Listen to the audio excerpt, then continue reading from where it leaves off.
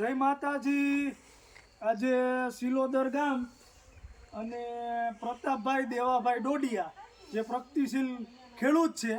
એની આ ખેડૂત પાઠશાળા farmer field school સિલોદર ગામ કે જે આખી ખેતી છે એની 50-50 વીઘામાં અહીંયા જે ફાર્મ એનું 50 વીઘાનું છે એમાં ઓર્ગેનિક પદ્ધતિથી કરે છે અને હાલ એના ખેતરમાં તરબૂચ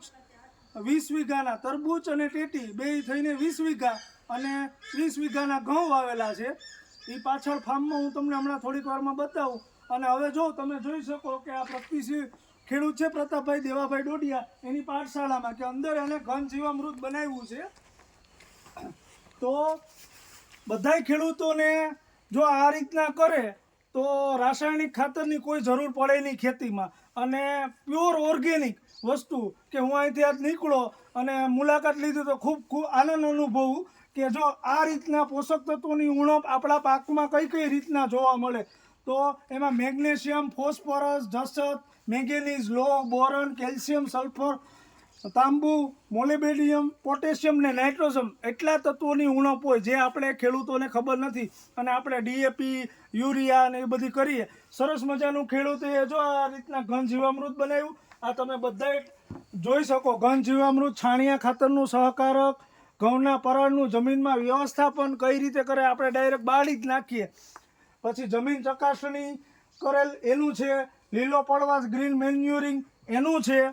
પછી આચ્છાદન અને મલ્ચિંગ કઈ રીતે કરાય મલ્ચિંગ એની સાચી ટેકનિક છે, પછી છાણિયું ખાતર સળગાવવાની વૈજ્ઞાનિક પદ્ધતિ છે કે કઈ રીતે છાણિયું ખાતર આપણે ઉકળામાં આપણે તો ખાલી ઉકળામાં જ નાખી દઈએ પણ એની સાચી રીત કઈ છે એ છે। પછી જીવામૃત અને જમીનનું અમૃત કે જીવામૃત છે એ અમૃત સમાન છે અત્યારના જો એનો વ્યવસ્થિત ઉપયોગ કરીએ આ રીતના ડ્રમમાં અત્યારના ઘન જીવામૃત બનેલું જ છે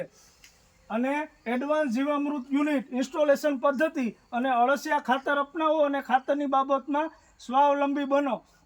આ એટલા ચાર્ટ લાગેલા છે અને તમે આ બેરલમાં જોઈ શકો બે બેરલમાં તો ઓલરેડી મટીરિયલ આ અમૃત સમાન જીવામૃત ઘન છે તે બનેલું છે અને આ ડોઝ પણ બનેલો છે જે આગળનું હું તમે આગળ બતાવું કે અહીંયા છે કે જો આ રીતના ડ્રમમાં છે આખું અને આ એની સ્લરી છે અહીંયા સ્લરી નીકળેલી છે અને તમે જોઈ શકો વ્યવસ્થિત જોરદાર બનાવેલું છે ખેડૂતે એકદમ પ્લાનિંગ અને પૂરી પ્રોપર પદ્ધતિથી અહીંયા બેરલથી કનેક્શન આપેલું છે અને આમાં આખું તૈયાર થાય ખાતર એમ। અને હવે બીજું અળસિયાનું ખાતર કે એના પણ બેડ બનાવેલા છે એ તમને બતાવી દઉં કે જે આ અળસિયાના છે આ પ્યોર માલ એમ પ્યોર સોનું કહું ને જો આ મારા હાથમાં તમે જોઈ શકો અળસિયા છે આ ખેડૂતનો મિત્ર છે અને આ વસ્તુ છે કે આ રીતના ખાતર પડે એટલે જમીનમાં ઉત્પાદન 100% થાય અને આ ખેડૂતનું તમે જોઈ શકો આ ખાતર અમૃત સમાન છે। આ વસ્તુ છે કે અળસિયાના આ બેડમાં આ રીતના આખા બેડ ભરેલા છે તમે જોઈ શકો આ ખાતર રેડી તૈયાર છે અને આવું જ આવી પદ્ધતિથી આપણે કરીએ તો ખેતીમાં સારામાં સારું રિઝલ્ટ મળે અને પ્યોર ઓર્ગેનિક બરાબર। અને આ એની સ્લરી છે એ પણ એટલી જ મહત્ત્વની છે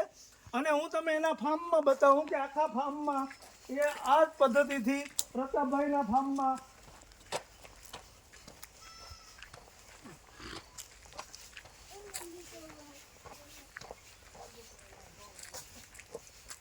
હવે તમે જોઈ શકો આ મલ્ચિંગ છે એમાં તરબૂચ અને ટેટીનું વાવેતર છે અને પેલામાં ઘઉંનું વાવેતર છે પ્યોર ઓર્ગેનિક પદ્ધતિથી। અહીંયા નજીકમાં મકાઈ છે ઢોર ચારા માટે પણ આખું ઓર્ગેનિક ફાર્મથી છે અને આ રીતના છે જો તમને તરબૂચ અને ટેટીનું